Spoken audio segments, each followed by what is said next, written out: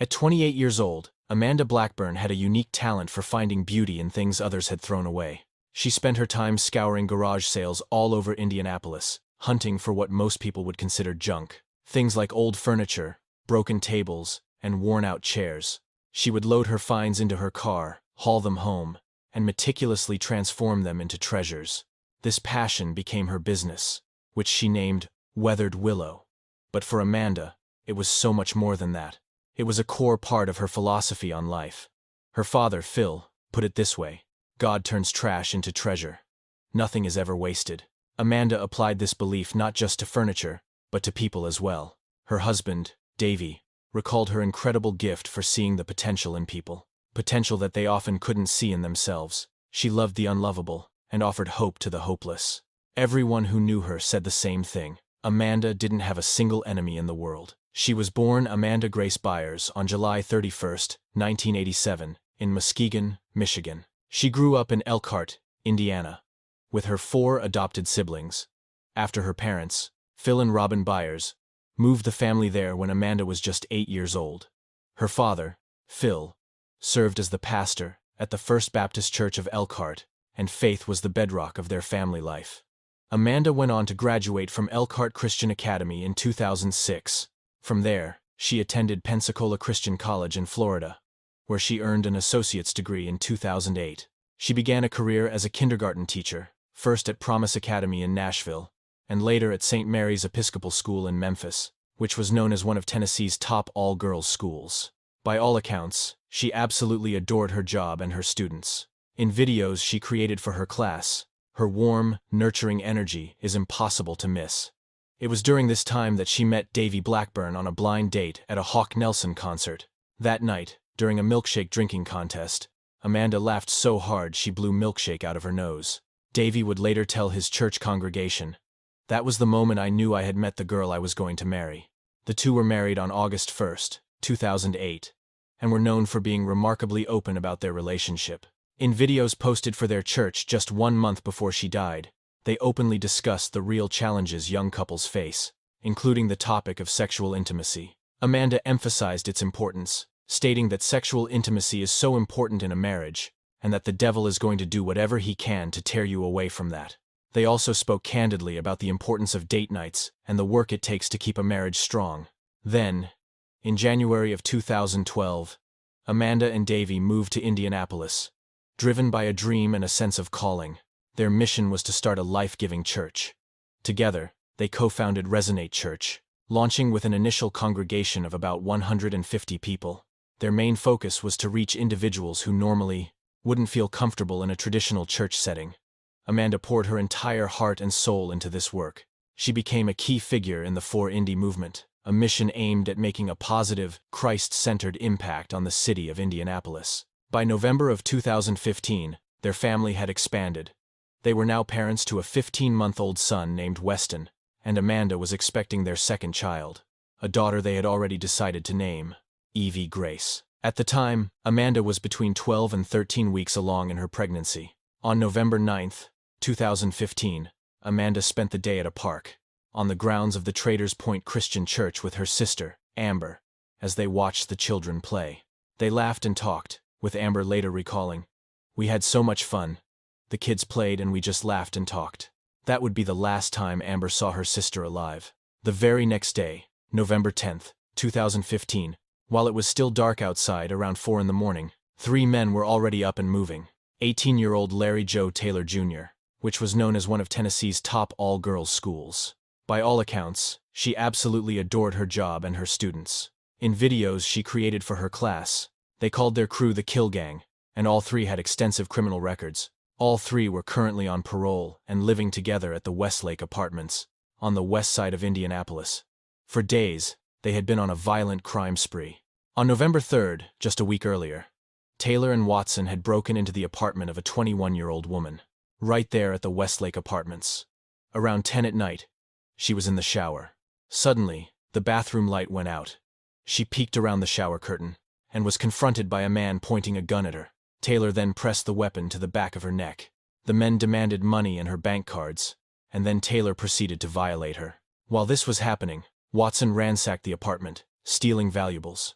Watson allegedly told Taylor to stop, saying that wasn't what they had come there to do. They ultimately took her cell phone, laptop, television, jewelry, headphones, purse, and her 2007 Chrysler Sebring. Something spooked them, causing them to flee the apartment. The following day, November 4th, Taylor shot and killed Rolando Gonzalez Hernandez at the La Goya Apartments during a botched robbery. The victim had only $10 on him. For that, Taylor shot him in the head. 3 witnesses later informed police that Taylor had personally admitted to robbing and shooting someone at the apartment complex. But on this morning, November 10th, they were on the hunt once again. At approximately 4 a.m., they selected their first target of the day, a home in the cottages of Full Creek, in the 5700 block of San Clemente Drive, on Indianapolis's east side. A resident was asleep inside. They slipped in through a patio door and began taking a laptop, a purse, an iPhone, car keys, credit cards, and a computer, a cell phone, and a silver Chrysler Sebring. But they hit a major snag. A motion-activated security camera had snagged images of all 3 suspects right before they cut the feed. Taylor wanted to neutralize the sleeping resident because he knew they'd been caught on camera. Watson and Gordon talked him down and they all bolted. At 5 a.m., the first victim called 9. A resident was asleep inside. They slipped in through a patio door and began taking a laptop, a purse, had snagged images of all 3 suspects right before they cut the feed.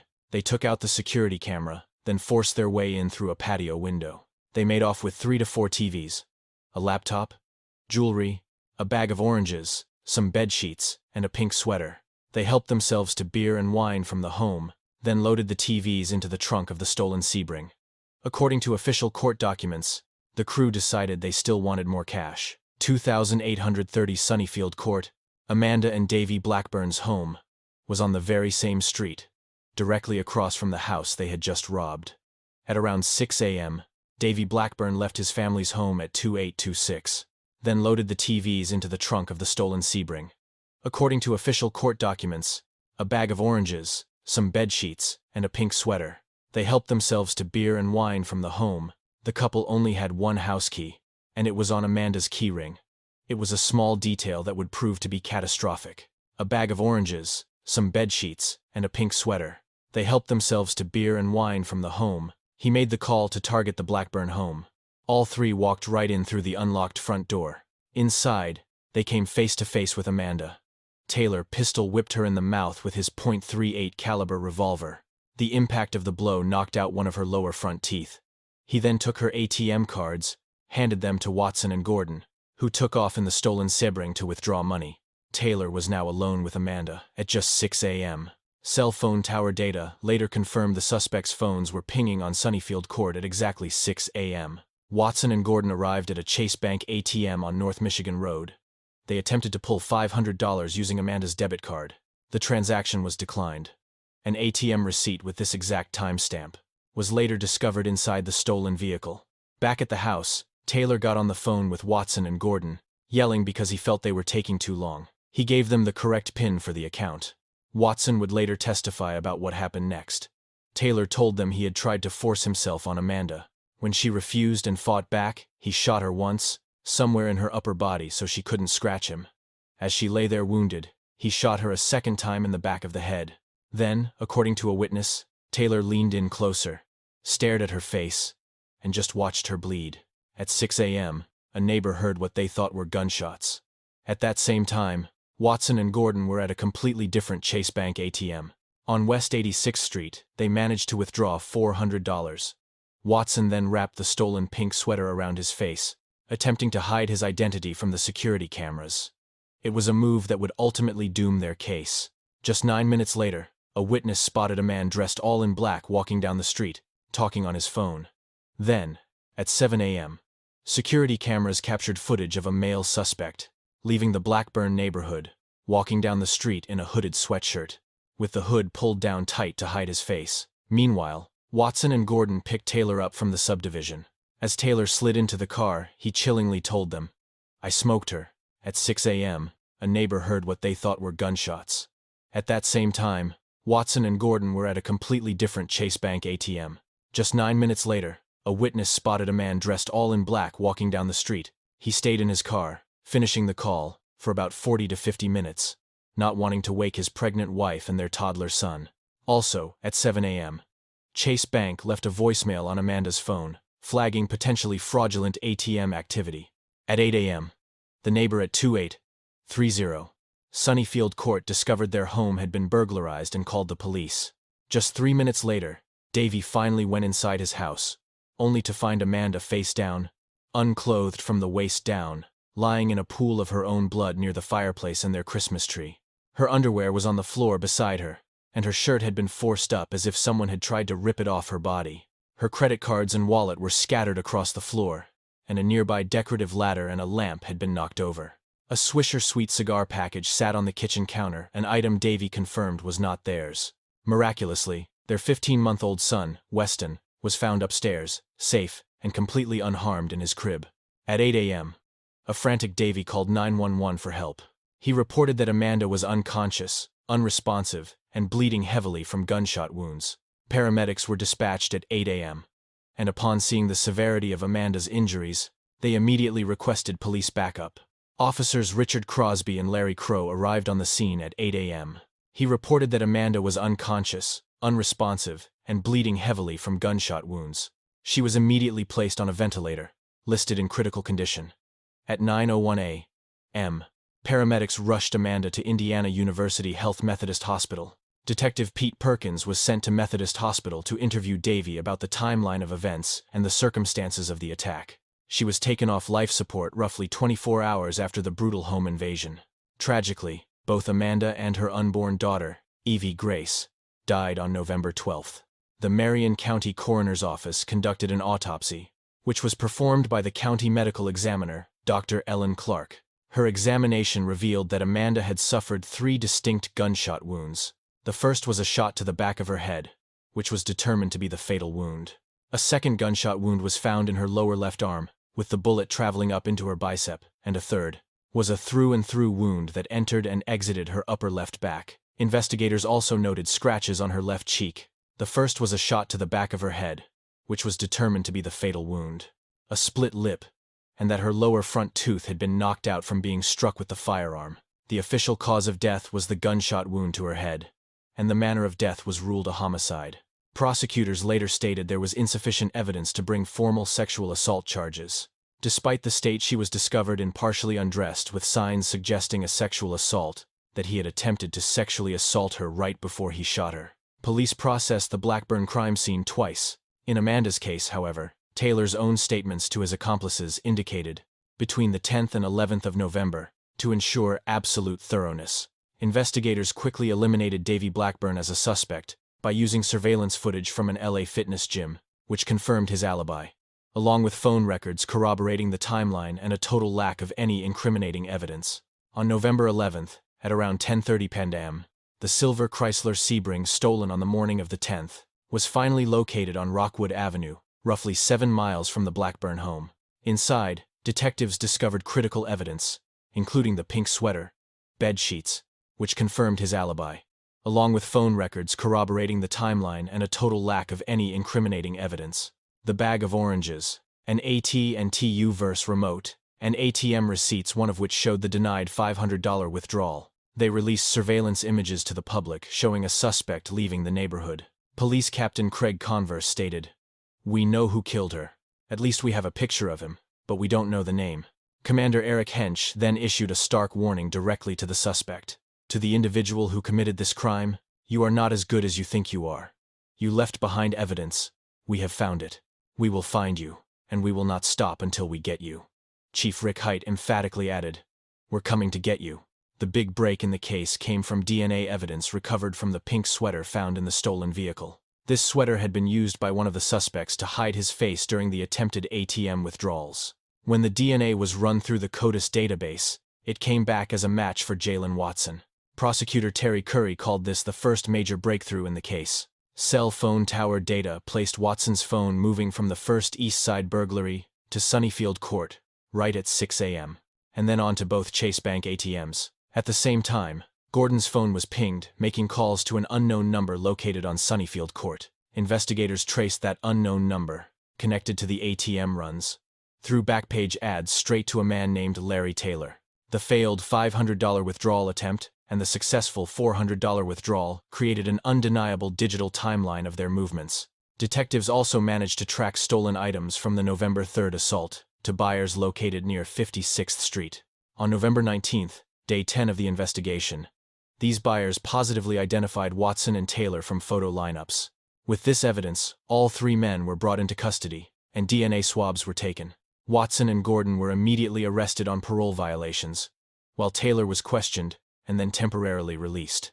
In the interrogation room, both Watson and Gordon confessed to the burglaries and pointed the finger at Taylor as the one who pulled the trigger. They recounted Taylor's chilling confession that he had smoked her and then stayed to watch her die. Taylor, for his part, waived his Miranda rights, claiming he was only looking for someone named Cheese and was too intoxicated to recall the events.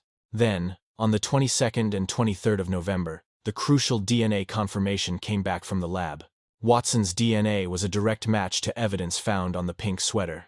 Combined with cell records and witness statements, prosecutors finally had everything they needed to move forward. On Sunday night, November 22nd, a joint force of the Indianapolis Police Department's Violent Crimes Unit, gang units, and U.S. Marshals descended on a relative's home on Meridian Street and arrested Taylor. The next day, November 23rd, prosecutor Terry Curry announced the formal charges. Taylor and Watson were officially charged with murder, while Gordon was held on a parole violation. He wasn't immediately charged with murder, as evidence showed he never entered the Blackburn home. Curry stated, "I don't believe any of the victims were specifically targeted, but were instead random victims of incredibly violent crimes. Amanda was tragically in the wrong place at the wrong time, home by herself when three men, fresh off a second burglary, decided they wanted more." The entire Indianapolis community rallied in support of the Blackburn family, as the case was officially solved in just 13 days. Officers on the case had reportedly worked for days without sleep. Amanda's father, Phil Byers, shared with reporters, "She's the love of my life. She unapologetically gave her entire self to God. I want to be like that. I want to be more like Amanda." Amanda was laid to rest at Hamilton Memorial Park, in Noblesville, alongside her unborn daughter, whom they had named Evie Grace Blackburn. In the wake of the arrests, her husband Davy Blackburn released a statement, saying, "Though everything inside of me wants to hate, be angry, and slip into despair, I am choosing the path of forgiveness, grace, and hope. If there is one thing I've learned from Amanda, in the 10 years we were together, it's this: choosing a response not driven by my emotions is a path toward a hopeless and fruitless life. Today, I am making the choice to love, not hate." Meanwhile, Watson and Gordon decided to take plea deals. They both pleaded guilty to robbery and burglary, and in exchange, agreed to testify against Taylor. Taylor's case dragged on for years, resulting in 2 mistrials before finally proceeding to a bench trial. During the trial, Watson and Gordon testified that Taylor had stayed behind with Amanda while they went to use the ATMs. They claimed that when they got back, he told them, "I smoked her," admitting he had tried to sexually assault Amanda. When she fought back, he shot her. Davy also took the stand, testifying about the unlocked door and how he had been sitting in the driveway on his phone, only to walk inside and find Amanda face down. In the end, Taylor was found guilty and sentenced to 86 years in prison. In his statement, Davy said, "I lost my rock, my best friend, and my first love." In a remarkable display of grace, Amanda's family offered Taylor their forgiveness. Later, Taylor also pleaded guilty to the earlier rape charge, adding another 20 years to his sentence for a total of 106 years. His appeal was denied, and he is currently incarcerated at the Miami Correctional Facility. Watson received a sentence of 10 years plus 5 years of home detention and has since been released. Gordon was sentenced to 30 years, with 25 to be served in prison, followed by 5 years of probation. He offered an apology to Davy and is currently serving his time. Just 2 days after Amanda's death, Davy registered the domain name nothingiswasted.net. Then, 2.5 months later, Taylor also pleaded guilty to the earlier rape charge, adding another 20 years to his sentence for a total of 106 years. My best friend and my first love. In a remarkable display of grace, Amanda's family offered Taylor their forgiveness. He sold the family home where Amanda was killed for $145,000 in March 2016, and then purchased a new, larger home, 5,186 square feet, with a pool under the business name NIW. Serendipity LLC. In September of 2016, just 11 months after Amanda's death, Davey met a woman named Christy Monroe at his gym, L.A. Fitness, the very same gym he had visited the morning Amanda was killed. Christy was a single mother with a daughter named Natalia, and the two began dating after the one-year anniversary of Amanda's passing. In a remarkable twist, Christy's stepfather happened to be a chaplain for the Marion County prison system. He had actually had conversations with Amanda's killers, creating an unbelievable and personal connection to the tragedy. Davey would later reflect on this, saying, "How kind is it of God that of 7 billion people in this world, he would write something so personal to me." On December 17, 2017, roughly 2 years after Amanda's passing, Davey and Christy were married in a ceremony at Laurel Hall in Indianapolis. The marriage was celebrated with the full blessing of Amanda's family. Their new blended family eventually included Natalia, Weston, and Cohen, who was Davey and Christy's son together. Then, in January of 2018, Davey resigned from his position at Resonate Church, so he could focus on his Nothing is Wasted ministry. Just 1 week later, in January of 2019, Resonate Church shut its doors for good, $73,000 in debt, with only $38,000 in cash on hand. Roughly 75 people showed up for the final service, and many of them were upset about how the finances had been handled. The interim pastor, John Barry, admitted, "We were not good stewards of what we had." While no allegations of misusing funds ever surfaced, the church openly acknowledged its poor financial stewardship. Davey would later reveal that he knew the church was on the brink of closure before he resigned, a fact he kept from the congregation. He then went on to found Nothing is Wasted Ministries with Christy, an organization designed to help people navigate trauma, tragedy, and major life transitions. Through the ministry, they produce podcasts, offer classes, and host retreats. Davey became a familiar face on national television, making appearances on shows like Good Morning America, Inside Edition, and even Investigation Discovery's On the Case with Paula Zahn. Then, in July of 2024, he released a book titled Nothing is Wasted, a true story of hope, forgiveness, and finding purpose in pain. He had actually finished the manuscript back in 2017, but its publication was intentionally delayed until all the legal trials were over. But not everyone was on board from the start. In fact, online speculation about Davey began to swirl almost immediately. People demanded to know why the front door had been left unlocked, and why he'd waited in the driveway for 40 to 50 minutes before finally going inside. For some, his surprisingly calm demeanor during interviews was deeply unsettling. Others were critical of how quickly he seemed to embrace the media spotlight, particularly the live tweeting of Amanda's funeral, using the hashtag #NothingIsWasted, which drew intense criticism. The ministry's domain name being registered just 2 days after her death also raised a lot of eyebrows, and when the LLC was registered only 2.5 months later, it struck some as being incredibly calculated. His decision to remarry just 2 years after Amanda's passing felt too soon for many critics, and the fact that he met his new wife at the very same gym he was at on the morning of the murder just added to their suspicions.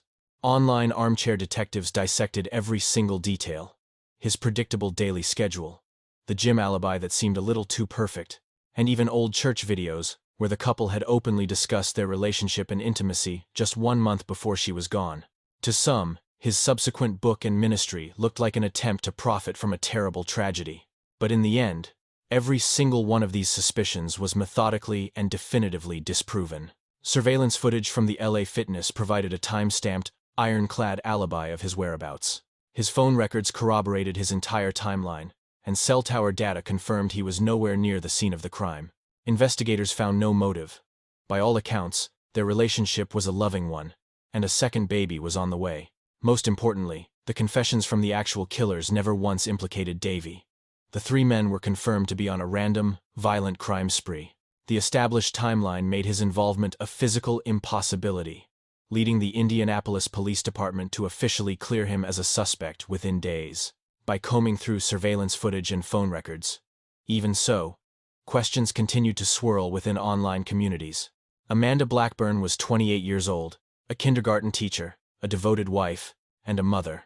A woman who saw beauty in broken things and believed that nothing was ever a waste.